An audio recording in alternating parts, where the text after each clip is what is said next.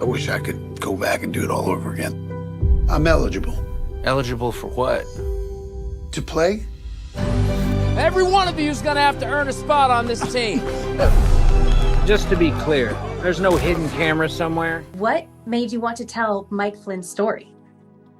Well, it's a great story. And that's all we look for as actors, as directors, as storytellers. You're looking for compelling stories that people can relate to and that have some value, right? And, you know, sure, there are popcorn movies that are just pure entertainment, and that there's a place for that. But, you know, the reason I became an actor is because I want to entertain people and I want to make them think and feel and be able to leave the theater with something other than just, you know, oh, that was okay. Well, listen, it matters a lot. And the older I get, that matters a whole lot to me, that you move people, that, you know, that you make them think about their own lives. And, I've had some profound experiences reading books and going to the theater and going to the movies in my life and watching now television shows over particularly the last 25 years.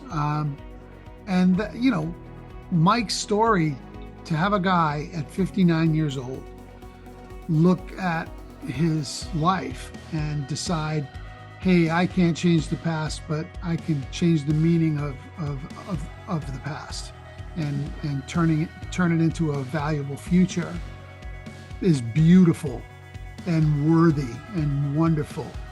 And to do it with humor and grace, and to bring, you know, so much to these young men's lives. I don't know, man. What other kind of a story do you want to tell? I don't know. And it's fun too, you know, like, I don't know. It was everything I like in a movie, football, you know, like drama, comedy, faith, funny. It was fantastic. Yeah. It was great. It was great. It was great.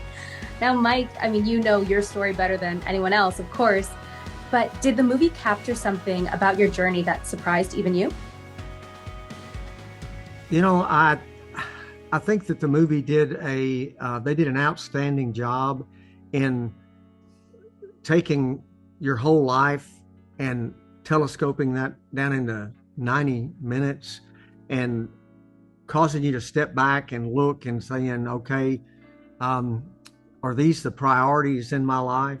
And I think that they did an excellent job in doing that. As far as any particular part that was more important to me than, there were some scenes that I consider my favorite. There were some that were difficult for me to witness because, number one, that, you know, they truly happened. And but looking back on my life, you know, I wouldn't have changed those things, because it was those things that God used in me to make me the man that I am today. And still got a whole lot of work left to do, but I'm just saying that I love the movie, every part of it, and I certainly hope people go to see it. That's beautiful. Last question. The movie, The Senior, is all about second chances. Are there any second chances in your own life that you're grateful for? This second chance that God gave me to go back and play is, you know, I'm thinking about some other things, but I'm still enjoying this one. So I think that's it for me right now. Well, you know, it's funny because I'm an actor, so every job I get feels like a second chance, even though it's like a third chance and a fourth chance.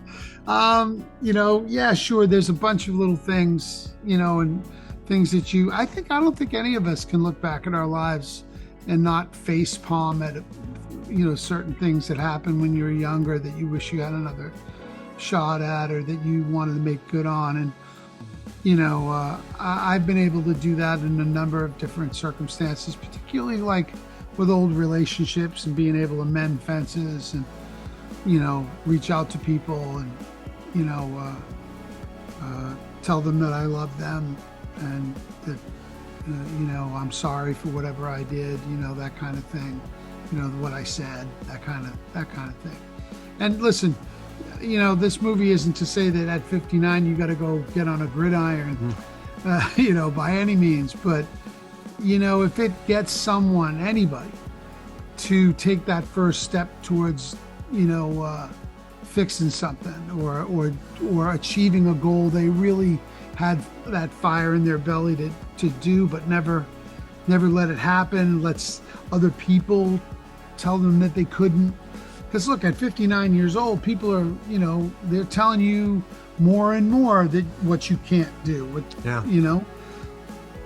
There's ageism. There's this idea that the older you get, the less you can do. And it's just not true. I mean, sure, there's limitations, but you set those limitations to a great degree. So I want people to go and be entertained, and I want them to gain inspiration in their own lives from this movie. I don't want to watch him break his neck. If you got hurt, it would destroy every soul on this team. Why does this one have to be a win? It's not about winning. What was it about this story that drew you both to want to be a part of it? Well, for me, it was Michael Chiklis because he was cast, and Rod Lurie. Rob was not cast yet, but had he already been cast, that would have been a draw.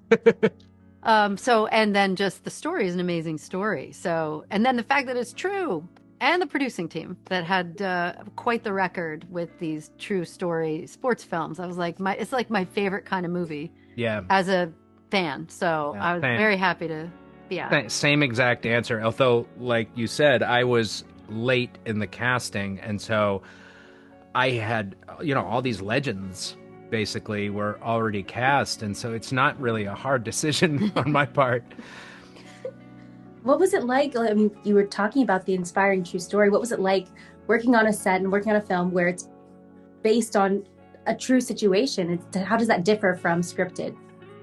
A lot of time when you're working on a biopic or a true story, there's some distance between you and the people you're playing, whether it's like they don't want you to tell their story, or they're no longer alive, or it's really historical, fictionalized slightly.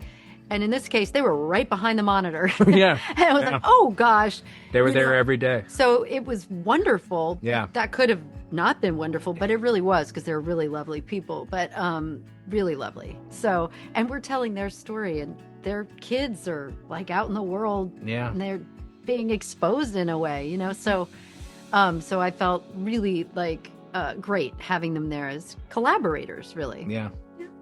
Were there any habits or quirks that you picked up since you worked so closely with the person that you were playing? Well, The accent, especially. met with Eileen via Zoom at first because it was COVID and during the whole pandemic. So I met her in that way and gave me permission to work on the dialect. But then past that, it was not like, there was no reason to be doing any sort of impersonation or any, kind of, manners that might be more of an impersonation. It's like I'm not playing Chaplin, So, but she was a ceramicist, and I asked her all about that. So I went and learned how to, throw pots, and I did that with my incredible sister-in-law, who's an amazing ceramicist. And so then I got to set, and I was like, am I doing this right? And so with that, she was like, no, you did a good job. But I was like, yeah, but don't try making a plate, because those are really hard. I just made very basic things, but she's far more skilled than But me. it's things like that, right? Yeah. Like there's one scene in the first time we It's meet almost you, in the movie anymore. but it is in the movie, Yeah. right? Because that grounded you in the character. Told me a lot Yeah. about her. And, Yeah. And I have 4 kids, and she has kids, and so there was already a lot of, I understood her from that perspective already. Yeah, mothers and wives get each other, right? Yeah, you have like a passel of kids, Yeah. The bond. But he didn't get to meet the real fella. No. I think by this time he's probably sick of this whole story. That's just what I imagine. But he didn't he wasn't involved in the film, so I just sort of drew from old coaches I had growing up in Boston. You know, these stoic, frowny guys who scowled all the time. This movie now, it blends sports, faith, and humor. How did you guys find the right balance for your role? Well, you know, I have to say at first I was like, well, wait a second. Is this a faith-based, is this all about that?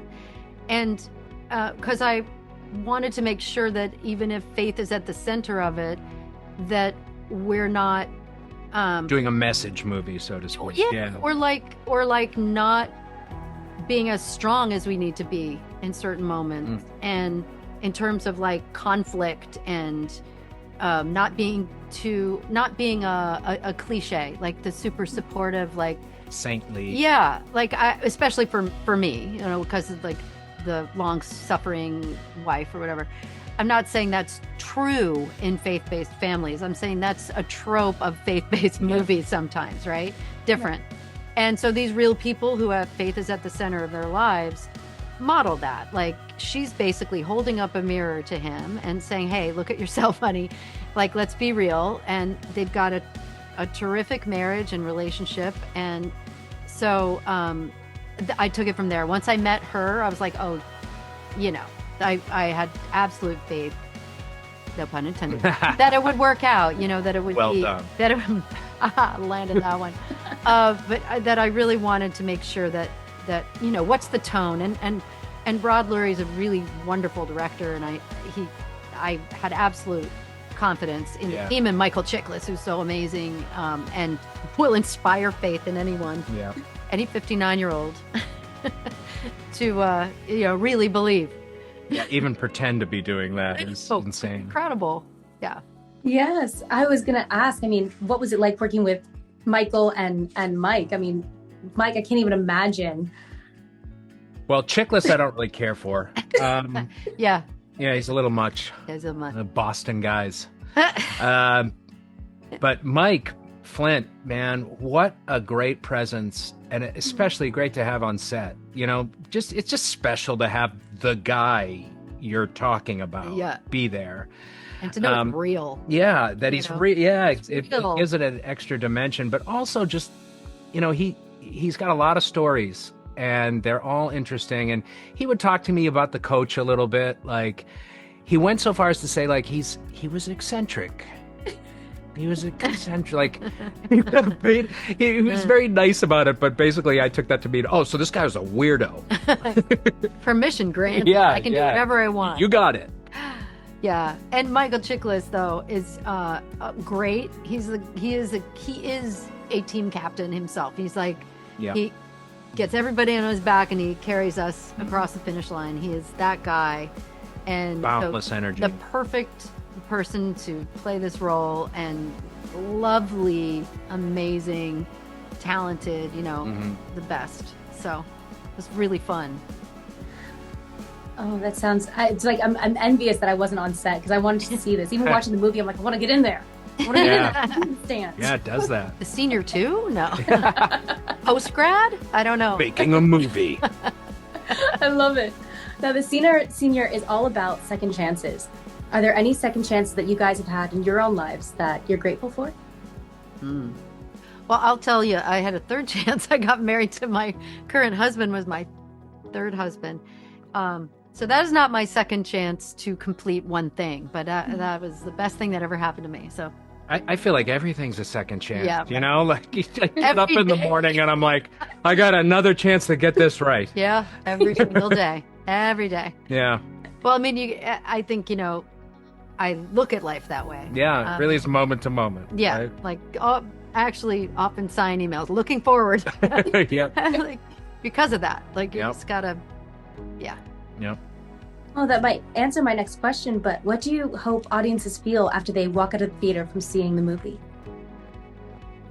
I mean, I have no hopes because I know how they're going to feel. You know, I just know this movie there's so much to it beyond just being an exhilarating sports movie, you know, that they're just going to feel good. You're going to get choked up. Yeah. I've watched it twice and shot the thing, and I get choked up every single time I see it. So I mean, yeah, it's about second chances, like you say, and that is, you know, but it's on a human scale. Yeah. It's like there's the family team that part of it, and there's the team part of it. And right now, especially in our country, we need a team ethic. And there's something about that at this moment that is very uplifting. And then also on top of it, that, you know, you don't have to, you know, win the Super Bowl to have a major victory in your life. It's how you look at it. It's what you make of it. And being accountable is what Mike is all about in the story, and being a great leader. And so I also love that there's something there for men that is about, in the Coach and Mike Flint sense, sharing authority and sharing power, and then also about, you know, not repeating the mistakes of your father, and looking at that, and it's particularly the men in the story carry that through Brandon Flynn and Mike, and so I like that about it, because it works on a lot of different levels. So there is something for everyone. It really is. Like, I think I can go to it. My kids can go to it. You know. I dare you not to feel something. Let's make this a game they'll always remember. That's you, Flint.